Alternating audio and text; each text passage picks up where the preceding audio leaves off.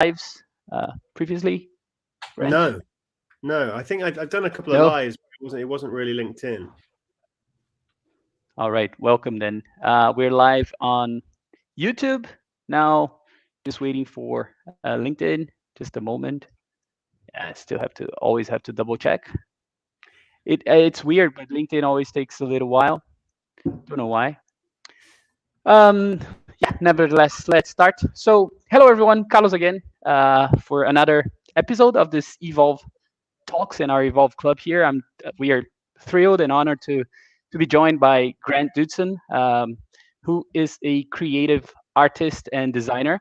I would actually prefer if you could introduce yourself. I always start with the same question, Grant. The big picture, your career is amazing, but perhaps you can start. I would like to start this conversation asking about what do you do, and yeah, how did you start your career in design? So I'm the creative director of an agency called Chorus. We are a live events and kind of creative agency. We specialize in brand experiences, event design, and also art installations. And a lot of the time, those art installations are very much driven throughout, kind of brand worlds or kind of working with brands to express a particular piece of communication in an abstract but kind of visceral way. So that's what I do now. For the last 15 years, I've been doing a myriad of different technology-driven based experiential work. I started off with big projection mapping shows for like Ralph Lauren, Ferrari, Nokia Lumia Live. I was just a creative back in those days.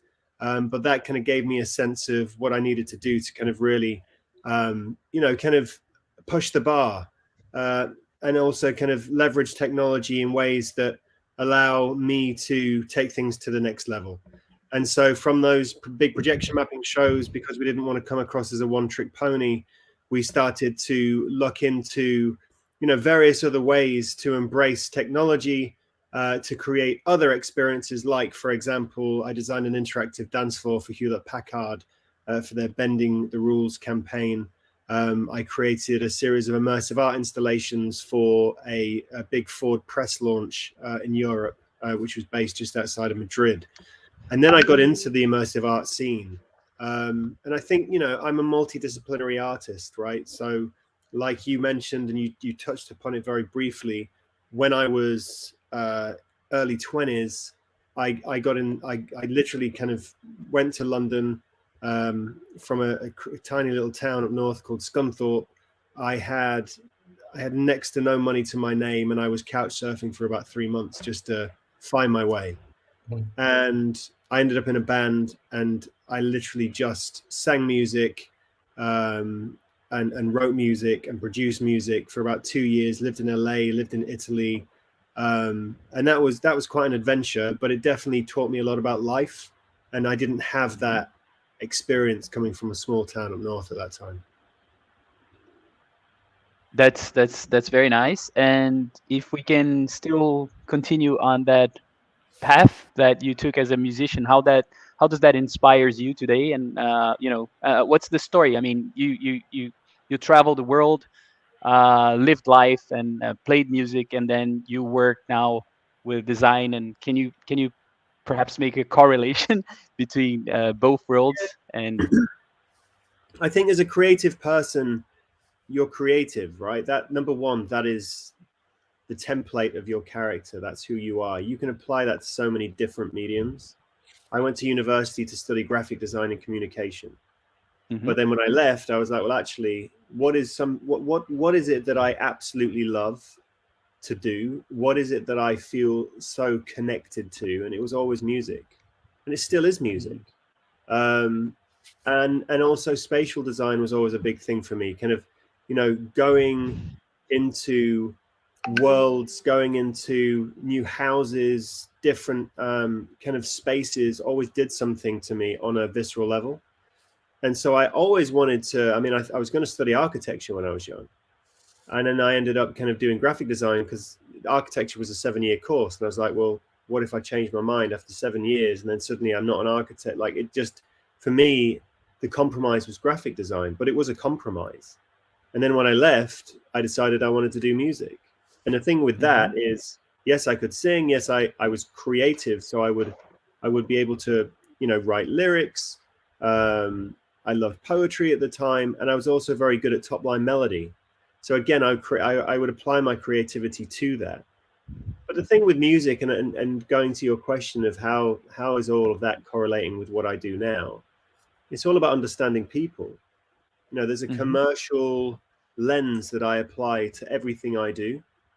And that commercial lens, and some people go, yeah, but it shouldn't be about the people. It shouldn't be about the audience. But actually, I'm an entertainer as well as a creative person.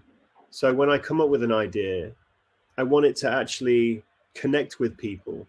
And I want them to not only feel something, but I want them to take something away from that as well. And especially if it's embedded in storytelling or messaging. And obviously working with brands allows you to do that. So I'm, whether it's graphic design, whether it's writing music, performing music, or whether it's creating worlds, immersive installations or experiences, it's all about making people feel. That's what it's about, connecting people with something that they get value from. And that can be music, that could be design, that can be architecture, spatial design, and anything along those lines. I'm still thank you for sharing, Bradley. I'll let you ask very soon, but I'm still very interested in your day to day in your world. I mean, what is your day like? I mean, who are your, let's say, because you mentioned some amazing brands and some of your work that I've been checking on all over. I was talking to Bradley about it. It's really impressive. I actually came across you on LinkedIn. I think we spoke about this first time we spoke last year. It's some impressive things that you're sharing. But what's your day like, and who's buying your services? Like within the organizations are what's like your ecosystem like? Maybe that's the question I want to ask. That you're influencing in. What's who are the buyers? There's definitely a lot of complexity in the answer to that question, but I'll try and simplify it as much as I can. For the last 12 years, you build a reputation for a start, right? So if you work with people, it's fine coming up with a big idea, because lots of people say to me, I want to be a creative director. And it's like, well, and people said this to me as well. It's like, I've always been a creative director, right? Even when I was a creative, I was a creative director. I might not have been necessarily a good one at the time, but I always had the vision to receive a brief and come up with something that didn't exist that would answer that brief and deliver on expectations. And one of the parts of being a creative director that's so crucial, a lot of people don't talk about, is actually building that relationship with the client and that trust. Because they're actually going, we have a problem we need to solve, and we are relying on you to solve that problem. Now, I'll come up with an idea and they'll go, well, I'm not really happy with that. What about this? Or some of them are very, kind of dictatorial, and they say, we want to do this, not what you've come up with. But it's also our job to go, well, if you do that, then you're not going to get the return on investment, because this, and this is going to happen. So it becomes a relationship, becomes a dialogue. And, I'm not there to say yes to everything. I'm there to challenge the client. I'm there to push them as much as they push me. And somewhere along the lines, you'll find a middle ground that really works. And that's when you find the solution thereafter in terms of the brief. Now, in terms of me working for clients now, like Johnny Walker, working for brands like Tudor, Montblanc, and various others, it's all stemmed from reputation. It stemmed from portfolio. It stemmed from visibility. That's why I do a lot on LinkedIn. And LinkedIn, right? I think I've racked up something like 47,000 followers in the last 18 months. It's impressive. Congratulations. It's very nice. Which is pretty good. And I'm a little bit shocked myself as well. But the thing there was, a lot of people went, well, LinkedIn, it's a bit boring, and why would you want to be an influencer on there? And it's like, well, it's not really about that. There's an opportunity. If everyone's on TikTok and everyone's on Instagram and everyone's on Facebook, but no one's on LinkedIn, then suddenly you go, well, why is that? And then you look at LinkedIn, you go, well, there's all the content's dry. There's nothing that is emotive, or there's nothing colorful. So I saw an opportunity there. I thought, actually, you know what I do on a daily basis, I think I could potentially share with a larger audience.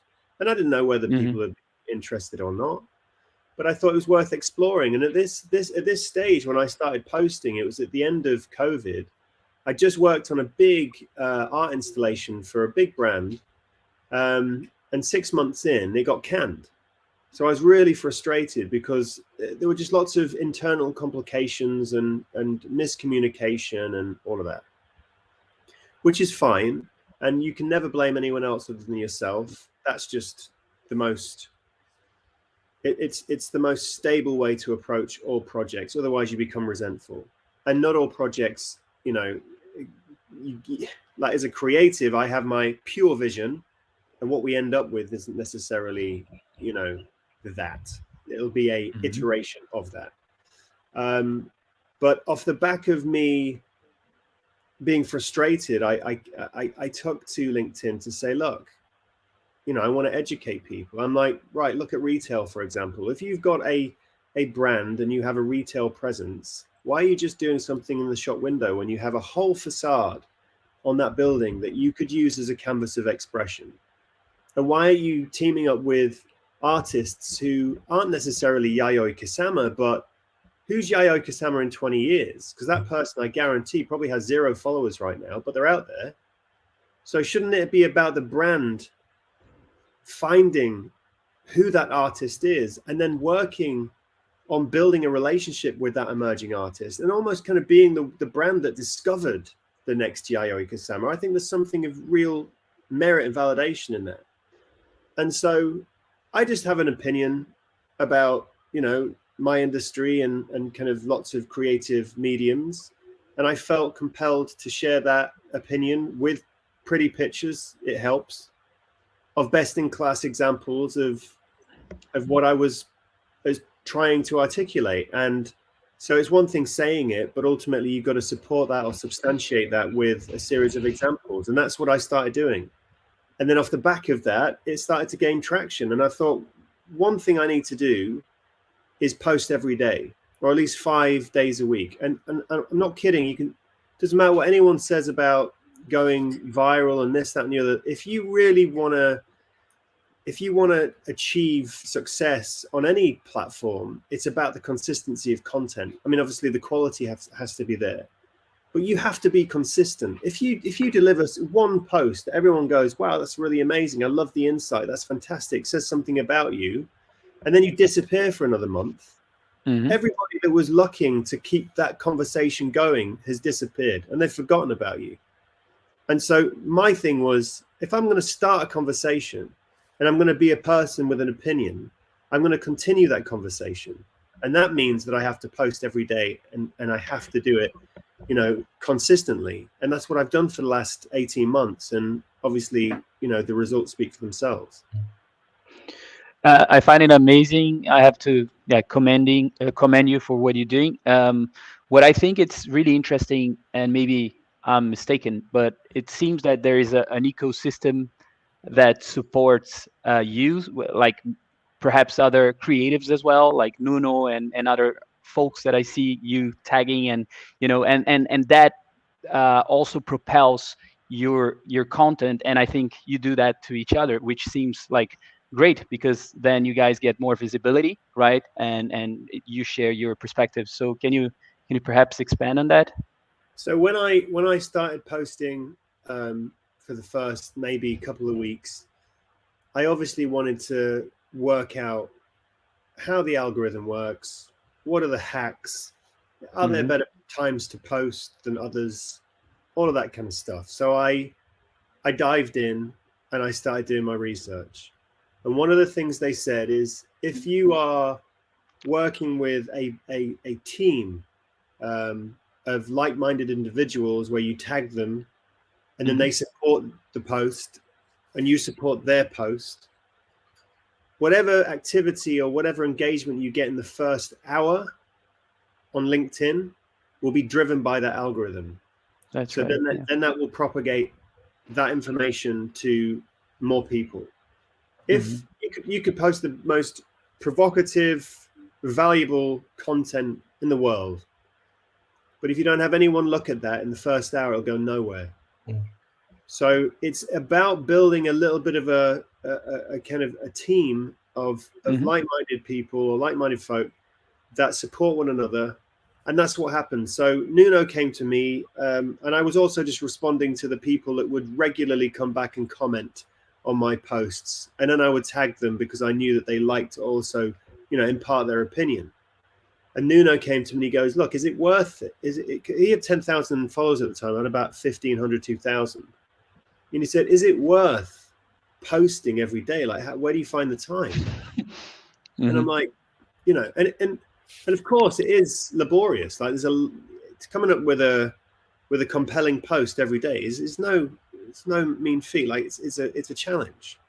But what I do for a living almost kind of folds into what I post about, right? So half the time I'm in in 3 or 4 meetings with 3 or 4 different clients on a daily basis, and I'm telling them about the cool stuff out there.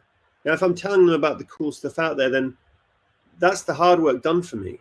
All I have to do then is just write a post about it, come up with a provocative angle or something that I feel, could stimulate conversation. Because that's another thing. If you lead with a question, you're ultimately then you're gonna stimulate more conversation because people feel more compelled to answer a question as opposed to you just making a statement.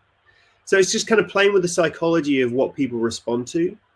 But Nuno was like, if you feel that it's worth it, then because I said to him, look, I've been doing my research. How about we tag each other? How about we comment on each other's posts and let's see where it goes? And arguably that's been more successful for him than me. It's like he's really nailed it. Like I'm not going to disclose what he's done from a business perspective, but I can tell you that he's done substantially well out of posting every day, because at the end of the day, you might have the most incredible view of the world, most amazing designs. You could be the most talented designer anyone's ever seen, but if no one knows about you, what's the point? And I get people challenge me all the time. I get like LinkedIn trolls, and I'm like, I didn't even know they existed. You get some real They do. They do. I'm like, bloody hell, man! Like some grumpy old gits out there, and I don't like ignoring people, and I don't like playing God in terms of just deleting their comments, even though sometimes I feel that needs to happen. But I'm also, very much about, kind of getting a real breadth of understanding of what people think. And it's really interesting to kind of see, the diversity of flavor in opinion and in perspective. And I'm getting a lot of that from LinkedIn. It's an amazing resource for me. And I'm learning so much from my audience as well. No, I fully agree. I think that was a LinkedIn masterclass. Perhaps we should go back to design as well. But thanks for sharing, Grant. Bradley, I know you have some questions as well based on your retail experience. Done a lot of things there, so it would be great. Great stuff. Grant, you spoke earlier about, I wrote this down, designing in retail and best in class. Which retailers do you admire, or which are the best in class? Best in class for me, and if anyone follows the stuff that I post regularly, it it looks like I have shares in Louis Vuitton, because they do so many incredible, groundbreaking, bold, audacious expressions of the brand through retail. And it's not even just retail, it's the way they address retail, right? They address retail as a brand experience. And that's kind of what I'm always trying to push brands to do more of, to build worlds, not spaces, to invite people in for them to go, oh my God, I just want to be here because of the experience I'm having. And of course we want to sell products, and that's just going to happen hand in hand anyway. But, you know, especially with the situation where people are now just like, well, let's just buy online. What's the point in going into a store? If those stores look the same, if there's nothing to gravitate towards, if there's nothing to excite the audience, then why bother? You know, it takes a considerable amount of effort to, you know, leave your home and go somewhere. Like, but if you create destination venues, if every brand has a brand world that basically brings their DNA to life through incredible, compelling, immersive art installations, you're going to go. You know, it's a language or a lexicon I feel more brands need to make an inextricable part of how they come across to their audience. Like, I feel like there should be a kind of experiential Bible for every single brand. Like, this is how we show up experientially. This is what we stand for. You know, this is how we're really engaging on a physical retail level. Because I feel like retail has got a bad rap, and I also, you know, it's the same with corporate as well. Corporate's become a bad word, right? I mean, it's a negative adjective. I get clients, I mean, not saying it's about my work all the time, but like I've heard it a lot in meetings where someone will go, it's too corporate. You know, you could even say it's too retail, to be honest, because a lot of the retail outlets I've been in are the same. And I have this ongoing debate with people that go, yeah, but you can't make it too colorful and too experiential because it takes away from the product. And I completely disagree with that. Get people in there. Once they're in, they go, wow, this is amazing. And then they'll check the products out. And when they pick the product up and they feel it and they see if it's a trainer and they try it on, then you're going to convert. There was something called Nike.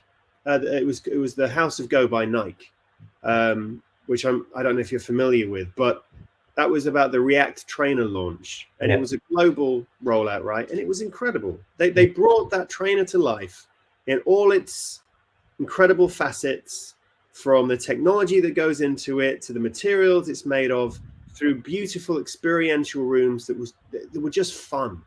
And people just want to have fun. But like, especially this day and age, and you see, you know, what we're going through as a humanity, like everything that people are always moaning about, and we turn news on and everything's doom and gloom. Like, it's time now to tap back into what it felt like to be a kid.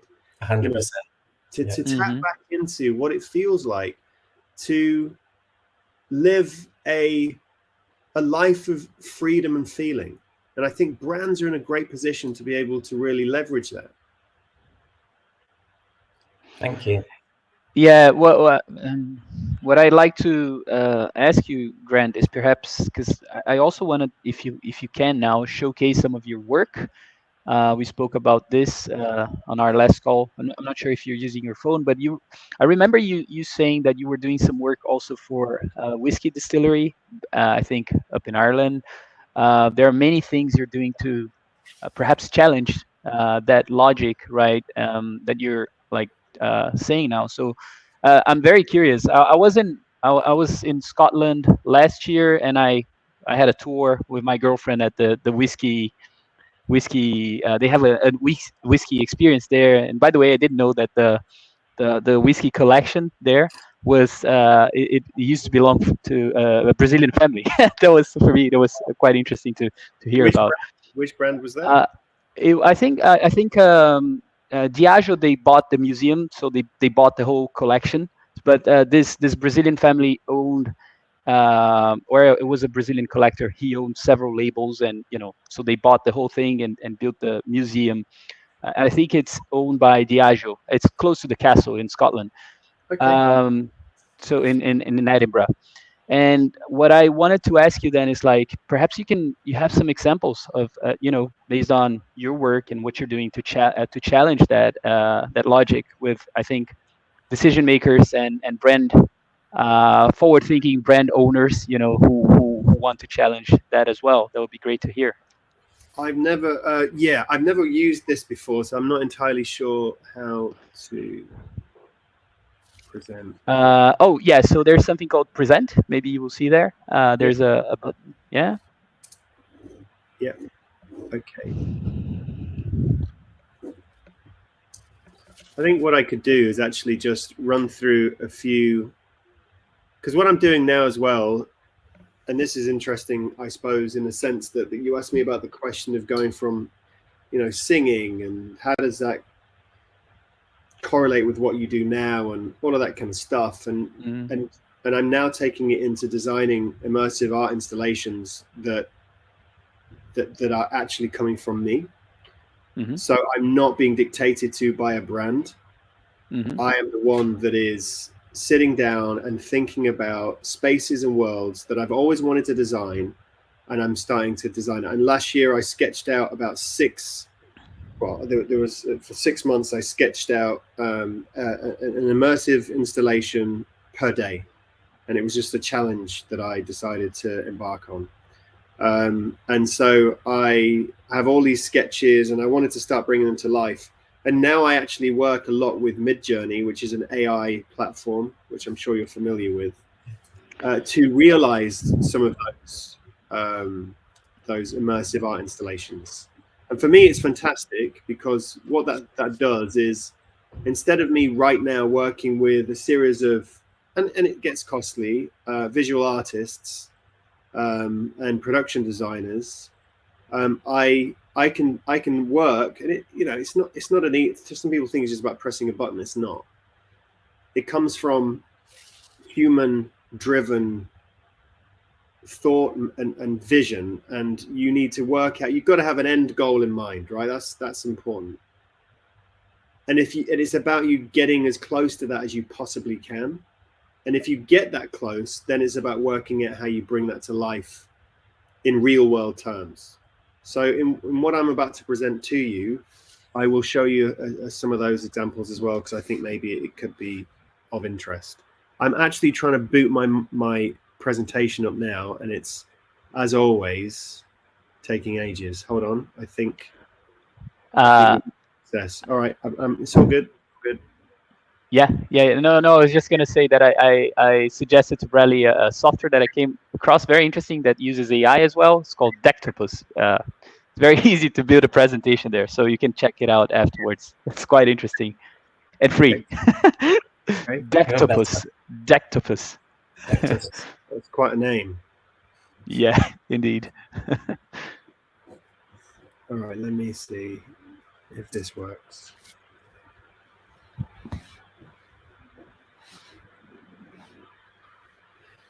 So it's uploading now. It's literally 4 seconds from going live.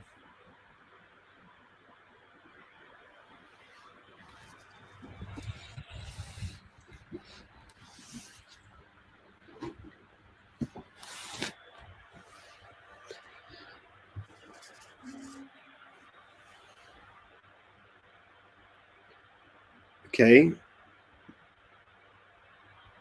It seems to say something's happened. Hold on. Can you see that though? Not yet. Not yet. No. Oh yeah. Hang on a moment. Yes. It was my fault. Sorry about that. Very cool.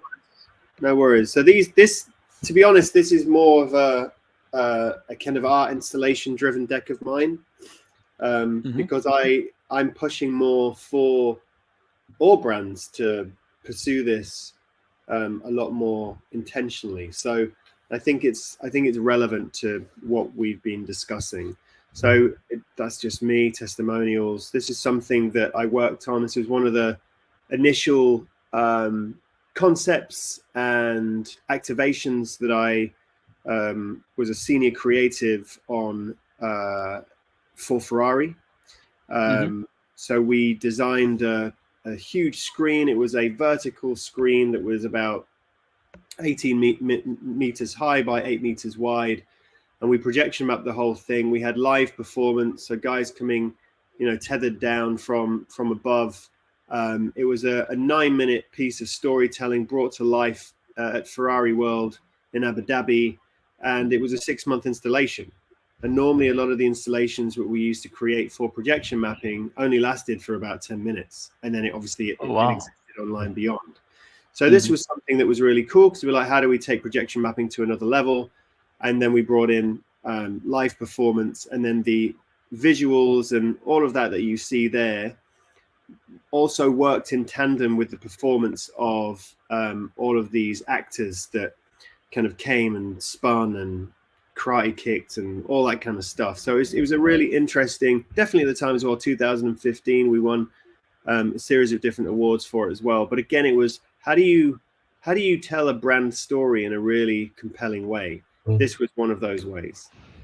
Then this was the Nokia Lumia live projection mapping show where we projection mapped Millbank Tower. This was pretty much one of my first jobs. I was just a creative on this, but it was incredible. And again, it showed me the appetite, of consumers in terms of how they want brands to communicate their messaging. And so, there's a real opportunity as a powerful brand to give back as well.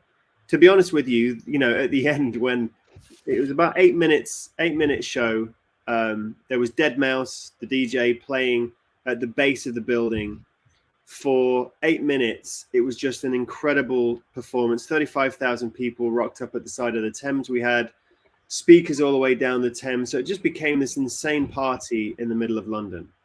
And then at the end, Nokia basically slapped their logo onto that giant building and everyone booed. But I find it interesting because I know that people respond in a kind of negative way when brands are too overt with their kind of explicit logo exposure. And there's a lot of brands now that are actually doing some incredible work with no logo in sight. And there's something interesting about that, because this was a spectacle, right? This was something that everybody really enjoyed. The world was talking about it at the time. They were like, "Oh my God, this is amazing." Now, does Nokia need a logo at the end of it in order for that exposure or for that correlation to and recognition to take place? Because recently, over the last few years, and I don't know, I posted about it just the other day as well. You have this basketball court in the middle of a kind of impoverished part of Paris, and it's the most beautiful basketball court you'll ever see. And it's been designed by Nike and also Stefan Ashpool as well, who's the creative director of who's the brand? I'm putting you on the spot now. But it was a brand collab, but Nike were really behind it, and there's no logo in sight. But it was a community-driven piece. It was an installation that integrated into the environment, and it really did evoke this sense of increased morale within the community. Everyone knows it's Nike, and I just find it fascinating that there isn't a logo in sight, but it's probably the most shot basketball court on the planet. But how much credence and loyalty does Nike get for doing something like that? You don't always have to put your logo on everything. If you do something incredible, if it's incredible, people will work out that it's you because they want to know. And if an artist creates a beautiful installation, you don't see their name all over it. It's a beautiful installation. Everyone goes, "Wow, that's amazing. Who is it?" And if someone says, "Who is it?" you know that you've won. You've delivered. That's your return on investment. And I think that the loyalty that you'll get from that is so much more impressive than just going, "Look, everyone, this was me. I did this. I'm incredible." I think there's something really confident about a brand that does something really beautiful, that has a community-driven sentiment to it, without actually shouting about it. And that's when you'll get the loyalty, especially from Gen Zs now, because that's what they're looking for in brands. So I know I went off the... No. I love that conversation. Can I ask you a question on that note? Which is like about the clientele and the type of...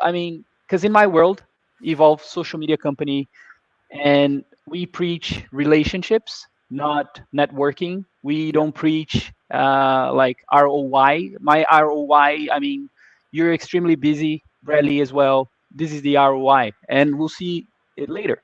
Mhm. And in my, this is my world, and this is how I see the ROI. And in your world, I love to hear your take on that conversation, because I think there are some people who get it, the creatives, but some others that I don't know. And I see that in my case, it's typically founders that I speak to that think long term and see the value of relationships. Mm. But if I'm talking to someone down, the hierarchy, who's going to be there for a year or two, and I'm not judging, I'm just saying it's typically harder, and I can't prove that there is an ROI in everything. You know what I mean? So I'd love to hear your take on that. Sure. There was I can't remember who said it, but it was said a couple of years back when I was watching some sort of documentary. But that person said that it's your net worth is your network. Absolutely, yeah. Right. Mhm. And I think there's something to be said for brands taking or adopting that kind of ideology as well. I think that from my perspective, everyone wants, brands want the money, like show me the money, right? And they want it now. And I think it's time brands became more human. If you want to hang out with someone, you want to hang out with the guy that's, that's just super cool, generous, genuinely and authentically listens to you. You get the value from that person because they care. Mhm. So if you look at that as human traits of someone that you would want to hang out with, or a confident person, like how do you reapply that to brands? And I think that's absolutely something that brands need to be more aware of and need to apply more as well. So if we say that your net worth is your network, you need to just start giving back more as brands. And you need to do stuff that is actually genuinely cool, like the quietly confident dude who's just creating amazing stuff. And everyone's like, wow, we don't even know Banksy. No one knows who the heck Banksy is, but he pops up one of his works and everyone's like, that's incredible. We love it, right? And it's just the discretion of that I love. And I think that that's where brands need to be taking their approach to marketing and comms. I think, working again, like I said, work with emerging artists, big artists, where you're paying them hundreds of thousands to, like these brands like Johnny Walker have already got their influences in their own right. Like if we go back to the Be More Human, there's very few influencers as big as someone like Johnny Walker or a brand like Johnny Walker. Why do you then have to team up with an artist that also has a million followers on Instagram? Why can't you go, guys, I found this incredible artist, check them out, and then help them have a stage or a voice, spotlight people, put people at the heart of your campaigns. And I don't mean like nationwide, because that just drives me mad. I feel like it's a little bit, the nationwide ad for me is a bit too, it's kind of corny. It's kind of saying that people are at the, and I'm putting myself out there by saying this, but they say people are at the heart of what they do, and I get it. And then they come out with some poem that no one understands, and it's just all a little bit, it's just a bit wanky. And I think, so doing something like the Nike basketball court, that's cool. Yeah. And it's everybody, you can't not respect that, because you're giving back to a community that gives them a sense of pride. And I think that's where brands need to be taking their expression. Like it's not hard. They just need to think about how they go about it strategically. But I feel like that's where everything's heading. So yeah, your net worth is your network. And I think brands need to adopt that as well, because then they'll get the loyalty that they're after. If we're thinking 20 years time, your target audience is now the Gen Z crowd. They're not brands that are just like disingenuous. You can't be disingenuous as a brand now. You can't be greenwashing. You can't be, it's about co-authorship. Bring them on board. Ask them what they want. What do they want? And then be real and authentic in the response.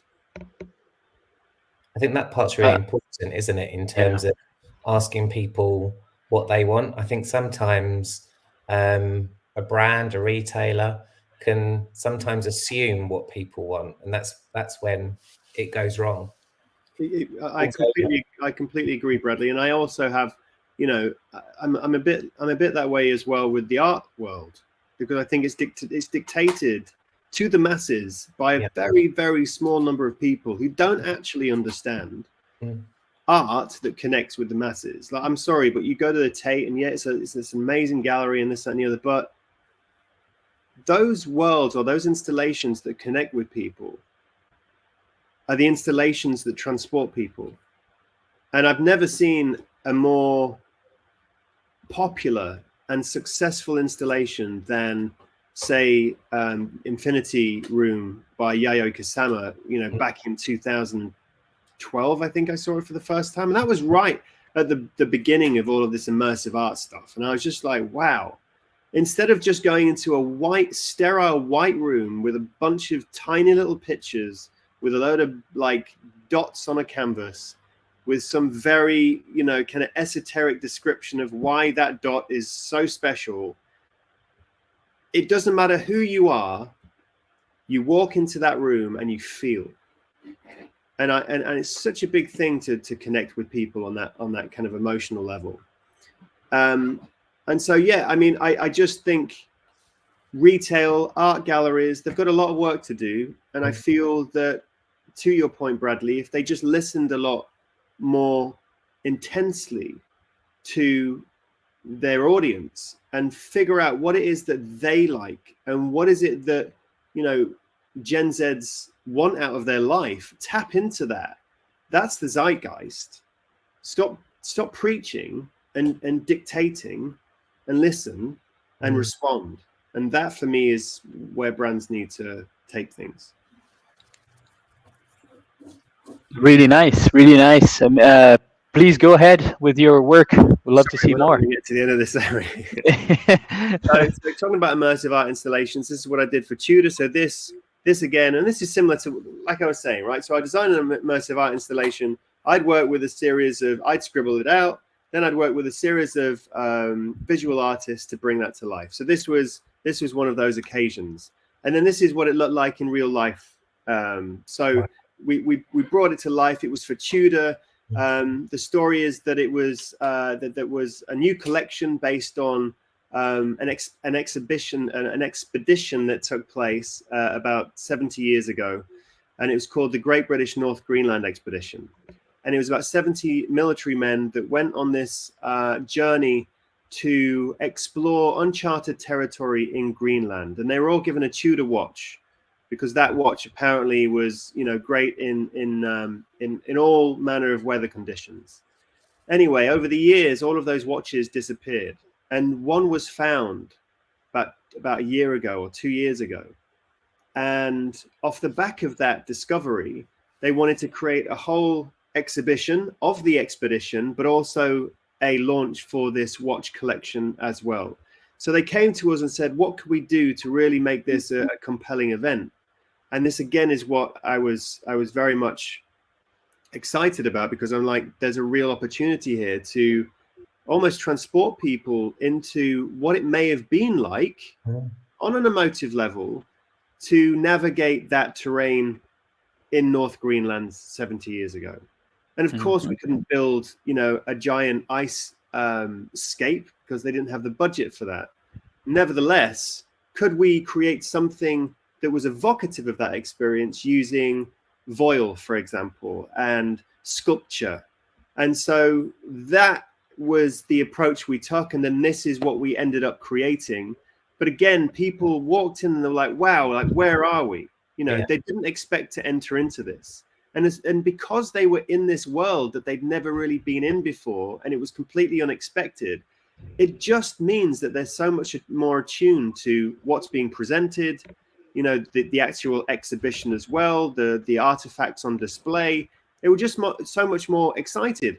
We could have just gone down the art gallery route, put it in a white box, and just put a bunch of plinths everywhere and go, look, off you go, walk around the room and give it a read.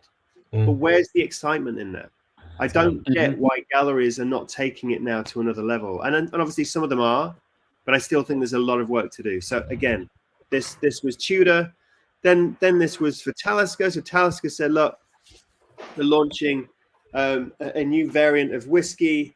It was a 40-year-old version called the Viking 2 series. And it was also about the initiative of Talisker to rewild our oceans. So they're very much about doing good for the planet. And they teamed up with a company called Parley, who are all about rewilding the seas. And they're starting with the kelp forests south of South Africa. And so they were like, we want to tell this story. How do we do it in a really emotive way? And I said, well, let's create a series of kind of worlds. And we will convey that through. It was a room. It was about 10 meters long by about 4 meters wide. And we had voile strips, and we projection mapped all of those voile strips with kelp and basically brought to life what it might be like, again, to navigate through that kelp forest with a 3D audioscape, sense of the sea. Like, and again, everyone just thought they were going for a tasting, but they walk through that first door and they go, where the hell am I? And they smell and they listen and they see. And suddenly, you know, you're connecting with them on this multi-sensorial level to tell that really compelling story. So by the time they have the tasting experience, they're so engaged, as opposed to go, come and check out the whiskey, guys. Yeah. It needs to be more now. It's about bringing people in to your brand world emotionally, and you do that through the conduit of art. This is what I did for Ford. So this was, again, just bringing out the kind of different touch points of the car and how we could, you know, bring to life the different features through these immersive worlds. And one of those as well was a pitch black maze. And so I designed a labyrinth, if you will, that was just completely pitch black. You had to rely on your sense of touch. The first section was all about layering the walls with natural materials, tree bark, grass, all of that kind of stuff. You didn't know what you were feeling, right? So there's always that sense of kind of apprehension. But again, it was something that people did embrace. And then the second section that you would navigate through, you would have walls lined with bubble wrap, sticky tape. We blew like a series of rubber gloves up that we sprayed with water just to freak people out, right? Yeah. And it just kept getting more interesting as people walked through. There were squeals, there were screams, there was giggling. Like, this was an installation that happened. It was over the course of 5 weeks.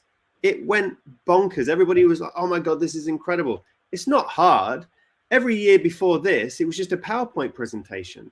So the time you get to the end of this labyrinth, you have all of the different materials that you find within the car. So you're so attuned to your sense of touch by the time you get to the end of this labyrinth. You're feeling the calf leather seating, the stitching, the paneling that you find within the car, but you're feeling it on a level you've never felt before. And so when you leave, you go, oh my God, I really understand what goes on in the interior of this car. And then they would have a presentation by the interior designer, and everyone was really engrossed in everything she had to say. They were hanging on every word. Would that have been the case if we'd have sat everyone down and given them like a bunch of like leather strips and passed it round? No one cares. They're just like looking at the watch so they can go and have a glass of champagne. You know, like, we've got to be serious about the way we communicate to people. And if we really want to get the attention, then we need to do experiences like this. Incredible. How long have we got, Carlos? It's your stage, so please don't worry. Okay. Okay. So, do you need some time? I'm really enjoying your presentation. okay. No, I do need to get off probably in about 10 minutes, but that's all right. Let's keep going. So this is, now we're going into my art installations. This is what I want to bring to the world. And so this is called One Hit Wonder. And imagine, and you don't really have to imagine because it's there in front of you, but it's this 5 meter by 5 meter cube. You walk into it one at a time.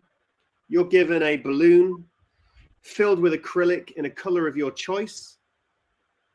You are in the middle of that huge room, and you attach a positive affirmation to that balloon. Anything you want, but it has to be positive. You then launch it at the wall wherever you wish. It explodes. That is your mark. That represents your progressive and positive motive, something that you want to aspire to or achieve in life. You then leave the room. The next person comes in and does exactly the same thing. You have 100 people a day over the course of, say, 30 days. So eventually that world of expression builds up.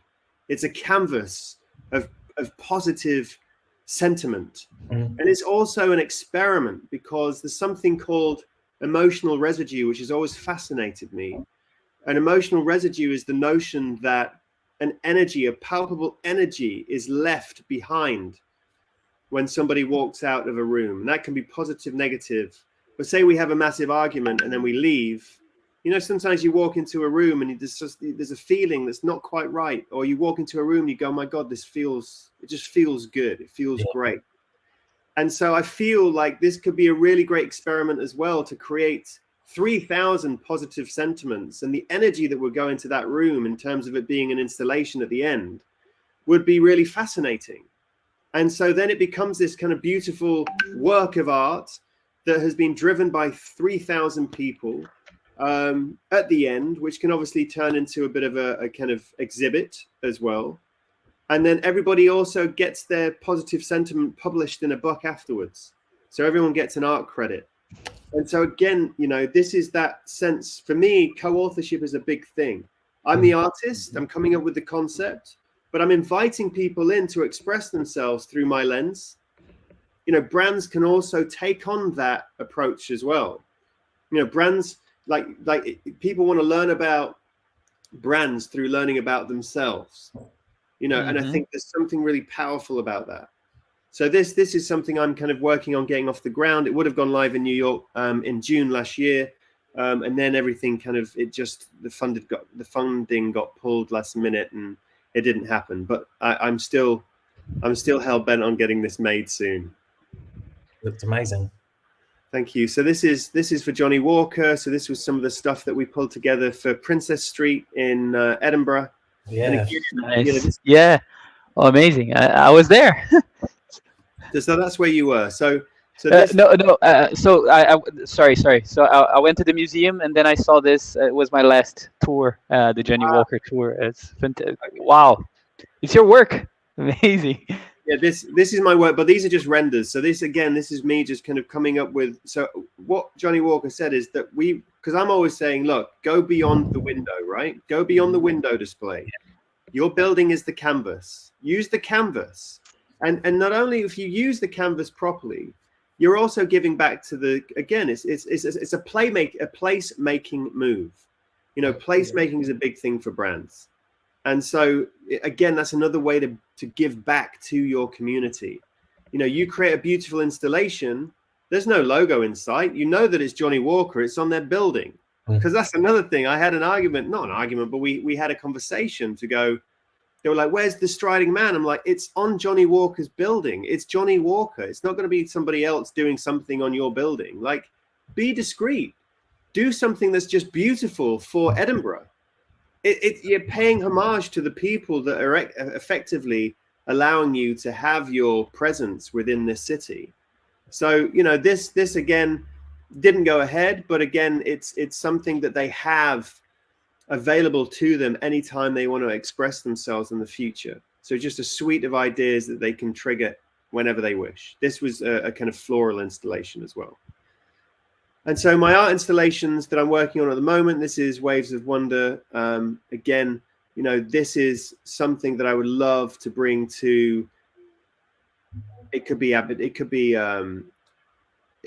Burning Man Festival. It could be in Saudi. Like, I'm having a few talks at the moment about how to bring this to life. But the nature of what I do is actually coming up with concepts that I can physically bring to life.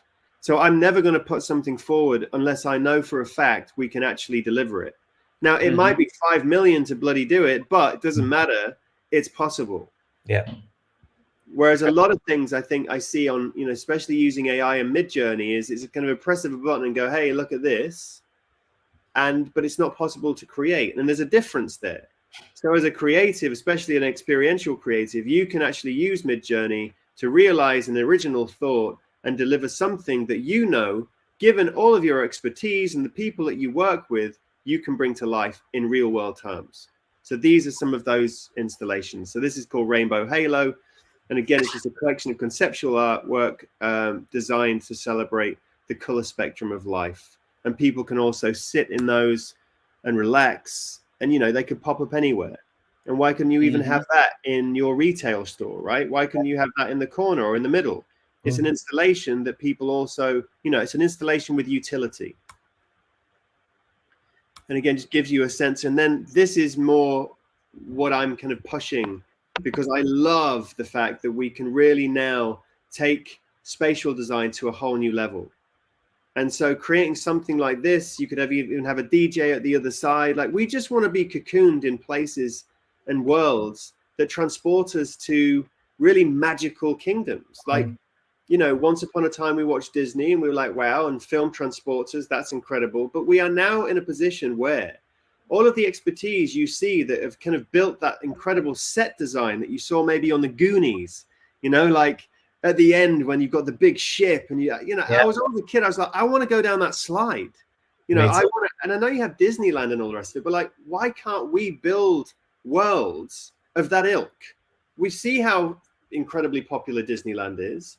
How can we create a Disneyland meets Burning Man, for example? You know, installations, art installations like this that blow people's minds and transport them to a place that is completely all about kind of emotional connection with the environment they're in. And again, this is another kind of version. I've called it the Joy Incubator. And again, this is something we could do in Saudi. So their worlds, their experiences, and I suppose that just gives you, so that's it really. It's and that's a glimpse. And I've produced a whole lot more. You can go on to my LinkedIn page. I've put on the kind of feature projects at the top, a few other versions of what that looks like. That's really amazing. Congratulations, Grant. Really beautiful. Beautiful. Thank you. And thank you for listening. That's very, very interesting. I think while you're talking, my mind is always thinking about your concepts. How do you create your concepts? It's about also, I think, trends. I think there's a lot of you have to study a lot, probably, right, to be paying attention at what's going on in the world. While you were showing this, there's a documentary on Netflix that I started watching yesterday that talks about the mind, and now they're starting to evaluate again LSD and things, psilocybin and things like that, because I think we're getting at a point in our society where, well, people are paying more attention at mental health, and let's call it drugs that if used properly they can help us, to cure illnesses and stuff like that. And I think, like, while you were showing this, like, your concepts, how you have to pitch them and to be creative also, and how you're gonna pitch them and to whom you're gonna pitch them. It's just so interesting, as in like a line of work. So and I connect to a lot of that, even though I'm not a creative in that sense. I'm more like a creative in the social space pitching companies. So I connect to a lot of what you do. I would like, maybe if you had a final message for brands, if all brands and companies and decision makers, they could listen to your message today, what would that be? Because we spoke a lot about connection, co-creation here today, but maybe if you had a message that you could share and that would be on a billboard, what would that be? I'm designing. I can't give you one sentence, but I'm designing at the moment a series of installations that I have called the Grow Down series. And ever since I was young, and I think a lot of people can relate to this, at what point are you no longer allowed to climb a tree? You get to the stage where someone says, you're too old to do that, grow up. And when we're in our teens, that's all we hear. Grow up, grow up, grow up. And then suddenly we realize, oh, we've got to work within this framework. This is adulthood. This is the world we live in now. And I'm really against that. And I don't know why. I find it really fascinating to think, maybe if we just change the framework somewhat to accommodate that natural sense of play, discovery, exploration, would there be as many issues with mental health, for example? Mm-hmm. And if I was to talk to any brand, and if I was to deliver a message to that brand to say, this is where you need to take the way you show up and the way you communicate your DNA, it would be to grow down. It would be to leverage growing down. It would be to push the sentiment of reconnecting with that inner child, that inner wonder, and that magic that we were given the day we were born. You say what you want about, kind of childhood, and it's too childish and this, that, and the other, but there's no bigger designer or better designer than the universe, right? The ecosystem that we live in, we look around. I mean, look at the design around us that is just natural is the best inspiration we'll ever get. And we were designed to step into this world and be curious and to be playful. And it all gets knocked out of us on the way up to adulthood. And so from my perspective as a brand, it is your obligation to address that and start to help adulthoods reconnect with that natural source of inspiration that actually comes from within.